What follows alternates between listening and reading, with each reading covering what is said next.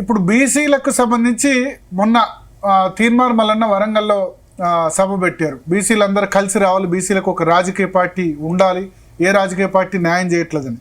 So ఇప్పుడు మీ పార్టీలో are Krishnaiah ఇప్పుడు జాయిన్ అయ్యారు, రాజ్యసభ మెంబర్గా ఉన్నారు. సో అదే సమయంలో ఒక ప్రత్యేక రాజకీయ పార్టీ బీసీ కోసం ఒక ప్రయత్నం జరుగుతోంది. సో దాని అంటే ఇంటలెక్చువల్స్ కానీ ఇప్పుడు చిరంజీవులు ఐఏఎస్ తర్వాత మొన్న ఆ సభకు చాలామంది వకలాభరణం కృష్ణమోహన్ రావు మీ మీద పోటీ చేసి ఓడిపోయిన ఆయన, సో వాళ్ళందరూ కూడా సభకు హాజరయ్యారు. సో వీళ్ళందరినీ కలుపుకోపోయే ప్రయత్నం ఏమన్నా ఉందా? ఇప్పుడున్న పార్టీలు కాకుండా కొత్త బీసీ పార్టీకి తెలంగాణ రాష్ట్రంలో స్కోప్ ఉందా?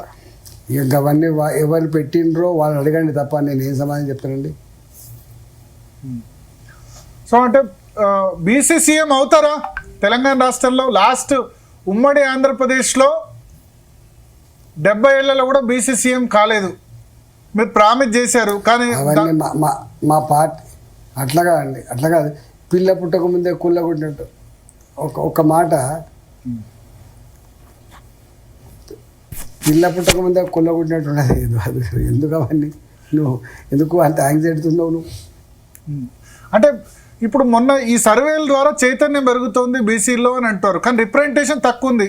19 మంది బీసీలు మాత్రమే ఈ అసెంబ్లీకి ఎలక్ట్ అయ్యారు. మీరు బీసీలకు ఎక్కువ టికెట్లు ఇచ్చారు, బహుశా 36 ఇచ్చారా? మీరు ఎలక్షన్ మేనేజ్మెంట్ కమిటీ కన్నారు ఉండి హైయెస్ట్ టికెట్స్ మొన్న అసెంబ్లీలో బీజేపీ ఇచ్చిందా బీసీలకు? I think 36 or 40 ఇచ్చినట్టున్నారు. 100% అది ఎక్కువ ప్రాధాన్యత ఉండాలని ఇచ్చింది భారతీయ జనతా పార్టీ.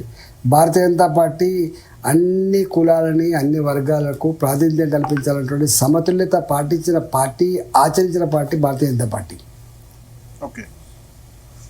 సో ఇంకొక కీలక ఇష్యూ జరుగుతుంది అసెంబ్లీలో, ఈటెల రాజేందర్ గారు, ఎస్సీ వర్గీకరణ గురించి కూడా జరుగుతుంది. వర్గీకరణకు సంబంధించి ప్రధానమంత్రి అసెంబ్లీ ఎలక్షన్స్లో పార్లమెంట్లో చెప్పిన మాట నిలబెట్టుకున్నారు. సుప్రీంకోర్టులో కేంద్రం అనుకూలంగా వాదనలు వినిపించింది, వర్గీకరణ క్లియరెన్స్ ఇచ్చింది.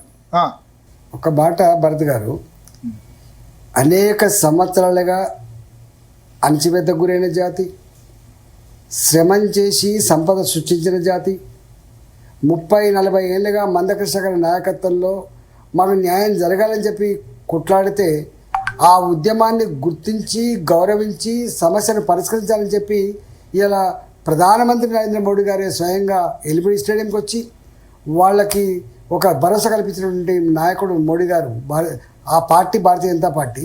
ఇవాళ దానికి ఇంత గొప్పగా తీర్పు వచ్చిన తర్వాత అంతకుముందు అంటే వీళ్ళది చూడండి, ఎన్నికలప్పుడు మాట్లాడతారు, ప్రయోజనాల కోసం మాట్లాడతారు తప్ప నిజంగా సమస్య పరిష్కరించే తపన ఉన్న పార్టీ అయితే కాంగ్రెస్ పార్టీ.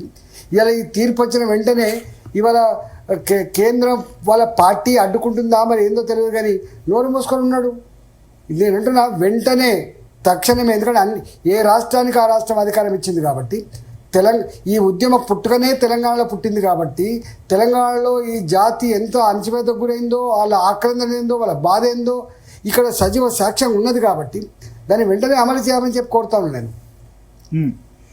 బట్ ఇవాళ అసెంబ్లీలో తీసుకున్నారు, గ్రూప్ 3లో మాదిగలకు 9% రిజర్వేషన్ ఇస్తున్నారు. 26 ఉపకులాలు మాదిగ ఉపకులాలు, మాల ఉపకులాలు 18 ఉపకులాలకు 5%, గ్రూప్ 1లో 15 ఉపకులాలకు 1% రిజర్వేషన్, మొత్తం 3గా వర్గీకరించి చేస్తున్నారు.